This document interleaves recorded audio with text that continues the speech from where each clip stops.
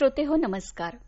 आकाशवाणी पुणे प्रादेशिक वृत्त विभाग सादर करत आहे गेल्या काही दिवसातील घडामोडींचा आढावा घेणारा कार्यक्रम वार्ताचित्र. वार्ताचित्रच्या आजच्या आवृत्तीत आपण ऐकणार आहात पुणे पुस्तक महोत्सवाला वाचकांचा उत्स्फूर्त प्रतिसाद, महोत्सवात 8.5 लाख पुस्तकांची विक्री, यंदाचा गदिमा पुरस्कार ज्येष्ठ लेखिका आणि कवयित्री सानिया यांना प्रदान आणि स्वरानंद प्रतिष्ठानच्या वतीनं मराठी भावसंगीत कोशाचं प्रकाशन.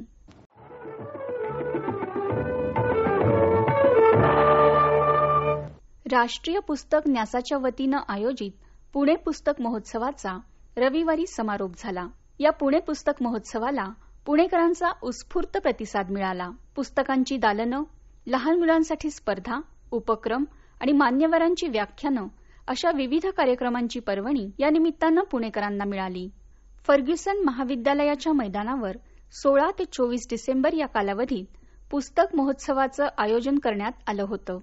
याच्या समारोपाला राज्याचे उच्च आणि तंत्रशिक्षण मंत्री चंद्रकांत पाटील, अभिनेते प्रवीण तरडे, एनबीटीचे अध्यक्ष मिलिंद मराठे, सावित्रीबाई फुले पुणे विद्यापीठाचे कुलगुरू डॉक्टर सुरेश गोसावी, महोत्सवाचे संयोजक राजेश पांडे आदी उपस्थित होते. या महोत्सवाला भेट देणाऱ्या आणि पुस्तकांची खरेदी करणाऱ्यांमध्ये शालेय तसंच महाविद्यालयीन विद्यार्थ्यांची संख्या ही सर्वाधिक होती. प्रसिद्ध हिंदी कवी आणि व्याख्याते डॉक्टर कुमार विश्वास यांनी कवी की कल्पना से या विषयावर आपले विचार मांडले. विद्यार्थ्यांनी व्हॉट्सअॅप, वेब सिरीज, कृत्रिम बुद्धिमत्ता यांच्या आहारी न जाता पुस्तकांच्या वाचनावर भर द्यावा असं आवाहन त्यांनी केलं. पुस्तकांमुळे वाचकाच्या कल्पनाशक्तीला वाव मिळतो. मानवी संवेदना या यंत्राच्या संवेदनापेक्षा श्रेष्ठ आहेत असं कुमार विश्वास म्हणाले. भारतीय जनता पार्टीचे सरचिटणीस विनोद तावडे, राष्ट्रीय पुस्तक न्यासाचे संचालक युवराज मलिक यावेळी उपस्थित होते. या पुस्तक महोत्सवाला भेट दिल्यानंतर उपमुख्यमंत्री देवेंद्र फडणवीस म्हणाले, आई वडील सातत्याने तक्रार करतात की मुलांचा स्क्रीन टाइम वाढलाय. अशा काळामध्ये विशेषतः तरुणाई या महोत्सवाकडे आकृष्ट झाली आणि मोठ्या प्रमाणात तरुणाईंनी पुस्तकं खरेदी केली आणि पुस्तकं वाचण्याकडे कल दाखवला. ही खरोखर आपल्या सगळ्यांकरता आनंदाची गोष्ट आहे. आपल्याला कल्पना आहे की कुठल्याही समाजाचा आरसा हा त्या समाजात कुठलं साहित्य वाचलं जातं याच्या आधारावर ठरत असतो. त्यात त्याचं प्रतिबिंब दिसत असतं. पुस्तकं ही केवळ पानं नाहीये, तर व्यक्तीचं व्यक्तिमत्व तयार करणारी, अशा प्रकारची विचार देणारी ही पुस्तकं असतात. ही पुस्तकं आपल्याला समाजाबद्दल भावना तयार करतात की ज्यातनं मला असं वाटतं आपण समाजाचा भाग आहोत. अशा प्रकारचा विचार हा पुस्तकातनं आपल्याला मिळतो. ज्येष्ठ शास्त्रज्ञ रघुनाथ माशेलकर यांच्या मुलाखतीचं आयोजन या पुस्तक महोत्सवात करण्यात आलं होतं. माशेलकर यावेळी म्हणाले, पुण्याचा पुस्तक महोत्सव म्हणजे इतर शहरात होणाऱ्या पुस्तक महोत्सवाहून अगदी वेगळा आहे. कारण युवा ज्या तऱ्हेने ज्यांच्या भागमध्ये घेतला आणि जितक्या संख्येत ते आले हे खरंच पाहण्यासारखं आहे. कारण आपण नेहमी तक्रार करतो तरुण पिढीला वाचायची सवय गेलेली वगैरे आहे, तसं काही नाही असं दिसलं. त्याच्यामध्ये 4 विक्रम झाले आणि ते विक्रम म्हणजे भारतीय नव्हे तर संबंध जगामध्ये विक्रम झाले आणि हे पाहून मला अत्यंत आनंद होतो आहे की मी नेहमी म्हणतो की भारत विज्ञानाधिष्ठित व्हायला पाहिजे, ज्ञानाधिष्ठित व्हायला पाहिजे असा आपला समाज, आणि त्याच्यामध्ये पुढे हे नेहमी पुढे असतं आणि आज सुद्धा ह्याच्यामध्ये पुढे आहे. दुसरी महत्वाची गोष्ट अशी की या समारंभामध्ये अनेक विचारवंतांनी आपली भाषणं केली आणि त्या भाषणाला प्रचंड गर्दी होती. म्हणजे हा लोकांचा हा जो उत्साह आहे याच्यासारखा उत्साह मी आतापर्यंत पाहिलेला नाही. बरेचसे मी फेस्टिव्हल्स पाहिलेले आहेत. व्यक्ती मोठ्या होतात हे खरं आहे, पण त्या कशा मोठ्या होतात हे कळणं फार महत्वाचं आहे. उदाहरणार्थ डॉक्टर APJ अब्दुल कलाम यांचं आत्मचरित्र हे प्रेरणादायी आहे. कारण एवढ्या गरीब परिस्थितीत जन्माला आलेला हा मुलगा पुढे भारताचा राष्ट्रपती होतो. तर माझ्या मते अशा प्रकारची आत्मचरित्र जी आहेत, जे मोठी झालेली आहेत, ती मुलांनी वाचावी, कारण त्यातनं त्यांना प्रेरणा मिळेल. स्वातंत्र्यवीर सावरकरांवर अभ्यासपूर्ण लेखन करणारे विक्रम संपत यांचंही या महोत्सवात व्याख्यान झालं. या पुस्तक महोत्सवात संस्कृत बँडच्या गीतांचं सादरीकरण देखील करण्यात आलं. जयति महाराष्ट्र राज्यम् गर्जति महाराष्ट्र राज्यम् जयति महाराष्ट्र राज्यम् गर्जति महाराष्ट्र राज्यम् रेवा वरदा कृष्णा कोयना भद्रा गोदावरी ऐक्यजलम् पूरयन्ति सततम् मृद्घटास्तदुपरि भीमा नद्या अश्वानीत्वा यमुनाया पाययनीरम् त्वम् महाराष्ट्र राज्यम्. या पुस्तक महोत्सवातून 8.5 लाख पुस्तकांची विक्री झाली आहे. 4.5 लाख नागरिकांनी महोत्सवाला भेट दिली.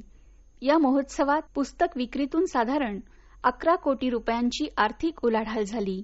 यावर्षी मिळालेल्या प्रतिसादामुळे पुढील वर्षीही हा महोत्सव अशाच पद्धतीनं आयोजित केला जाणार असल्याची माहिती महोत्सवाचे संयोजक राजेश पांडे यांनी दिली.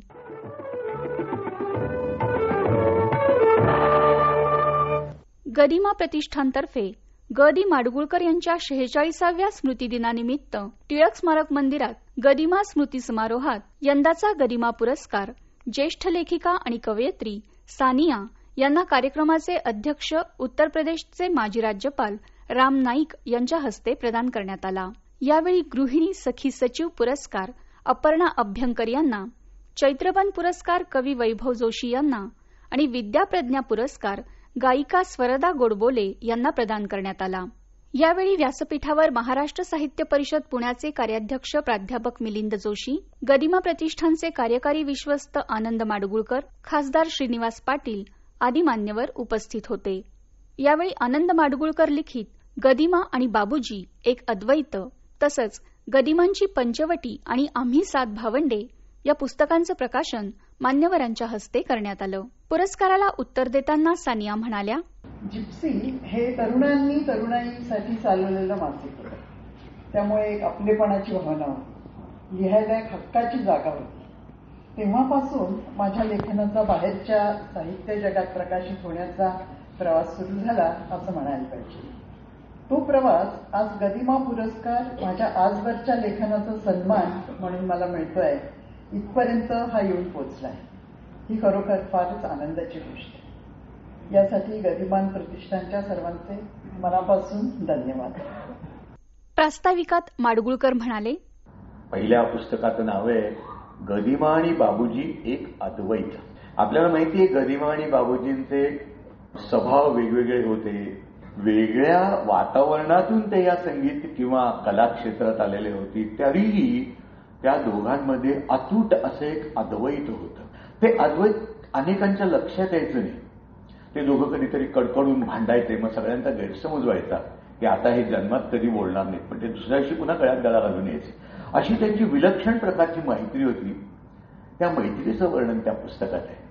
आणि दुसऱ्या पुस्तकात गदिमांच्या प्रसिद्धीची वलय, त्यांची लोकप्रियता, त्यांचा कला क्षेत्रात किंवा इतर क्षेत्रात असलेला दबदबा यापासून अगदी वेगळं असं आमचं पंचवटीच्या आत असणारं आम्ही 7 भावंड आणि आमचे आईवडील म्हणजे गदिमा आणि विद्याते की ज्यांना आम्ही ताई आणि पप्पा असं म्हणत असू, आमचं एक वेगळं जग होतं आणि ते अतिशय सुंदर जग होतं.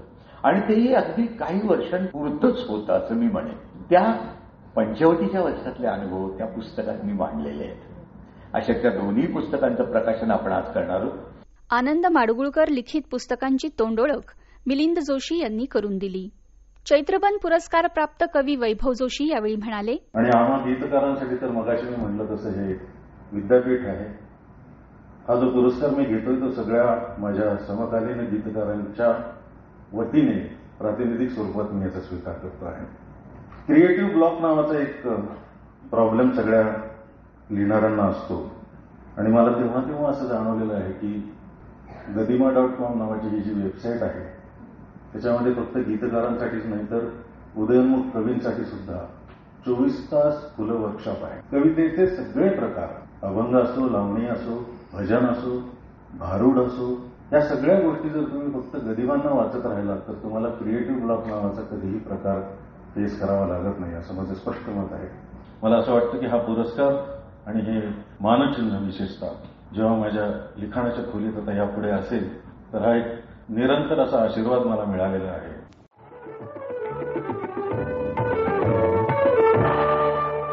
स्वरानंद प्रतिष्ठान आणि अनुबंध प्रकाशन यांच्या वतीनं मराठी भावसंगीत कोशाचं प्रकाशन नुकतंच पुण्यात ज्येष्ठ संगीतकार अशोक पत्की आणि कौशल इनामदार यांच्या हस्ते झालं. मराठी सुगम संगीत सादरीकरणात स्वरानंद ही संस्था गेली 50 वर्षांपेक्षा जास्त काळ कार्यरत आहे. संस्थेचे विश्वस्त कविवर्य दिवंगत सुधीर मोघे यांच्या संकल्पनेतून या कोश निर्मितीला सुरुवात झाली. आदिती कुलकर्णी यांनी संदर्भ सूची तयार केली तर चित्रकार रवी मुकुल यांनी संपादक म्हणून जबाबदारी स्वीकारली. या दरम्यान 15 मार्च 2014 रोजी सुधीर मोघे यांचं निधन झालं. मात्र सुधीर मोघे यांचं स्वप्न पूर्ण करण्यासाठी स्वरानंदचे विश्वस्त प्रकाश भोंडे, अरुण नुलकर, विजय मागीकर, वंदना खांडेकर आणि शैला मुकुंद यांनी 12 वर्ष अथक प्रयत्न केले. या द्विखंडीय कोशात मराठी भावसंगीताचा प्रवास, परंपरा, इतिहास आणि नाट्यसंगीत, भावगीत आणि चित्रपट संगीत यांच्या आरंभापासूनच्या समग्र सूचीचा समावेश आहे. भावसंगीतातील महत्वाच्या घटकांवर मान्यवर लेखकांचे अभ्यासपूर्ण लेख, संदर्भ मूल्य असलेली पानपुरक, दुर्मिळ छायाचित्र ही या ग्रंथाची ठळक वैशिष्ट्ये आहेत. मराठी भावगीतांमुळे मराठी मनं संपन्न आणि समृद्ध होत राहतात. हा कोश आगामी पिढ्यांसाठी मार्गदर्शक ठरेल असं मत संगीतकार अशोक पत्की यांनी कोशाच्या प्रकाशनाच्या वेळी व्यक्त केलं. मराठी भावसंगीताच्या शतक स्वराची दखल स्वरानंदनं या कोशाद्वारे घेतली आहे. या निमित्तानं रसिक, अभ्यासक, गायक आणि निवेदकांसाठी विश्वासार्ह स्रोत खुला झाला आहे असं संगीतकार कौशल इनामदार यांनी आपल्या भाषणात नमूद केलं. कार्यक्रमाला संपादक रवी मुकुल, सहसंपादक आदिती कुलकर्णी, अनुबंध प्रकाशनचे अनिल कुलकर्णी, स्वरानंद प्रतिष्ठानचे विश्वस्त आदी उपस्थित होते. आकाशवाणीशी बोलताना रवी मुकुल म्हणाले, एक चित्रकार आणि संपादक अशा दुहेरी नात्यानं मी या ग्रंथाशी जोडला गेलो. पहिली गोष्ट म्हणजे कोश म्हटल्यानंतर तो एक वृक्षपणा आपल्या मनात येतो, तो इथे अजिबात तुम्हाला आढळणार नाही. कारण पानोपानी अतिशय सुंदर पानपुरुक आहेत. अर्थात ती अत्यंत विश्वासार्ह अशा स्रोतातून आम्ही घेतलेली आहेत, पुनर्मुद्रित आहेत ती. दुसरी गोष्ट, मराठी भाषेतल्या संगीत क्षेत्राव्यतिरिक्त बाहेरच्या क्षेत्रामध्ये राजकारणी असतील, साहित्यिक असतील, चित्रकार असतील, शिल्पकार असतील, अशा अनेक वेगवेगळ्या क्षेत्रातील आम्ही दिग्गजांची त्यांची आवडती 10 गाणी कुठली ही मागवली आणि या ग्रंथामध्ये आम्ही ती समाविष्ट करू शकलो, याचा एक आम्हाला विशेष आनंद आहे.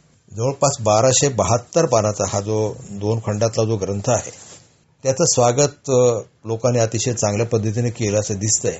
जवळपास आम्ही 5.5 वर्ष प्रत्यक्ष काम करत होतो, मी आणि आदिती कुलकर्णी, आणि स्वरानंद प्रतिष्ठानने आमच्यावर दाखवलेला हा विश्वास किती सार्थ करू शकलोय. आणि एवढी उत्तम निर्मिती करण्यासाठी अनुबंध प्रकाशनाचे अनिल कुलकर्णी यांनी आम्हाला जी साथ दिली, पूर्ण मोकळीक दिली, त्याचमुळे अलीकडच्या काळामध्ये अशक्यप्राय वाटणारा असा एक मोठा प्रकल्प रसिकांच्या समोर आम्हाला ठेवता आला, त्याचा अत्यंत आनंद आहे.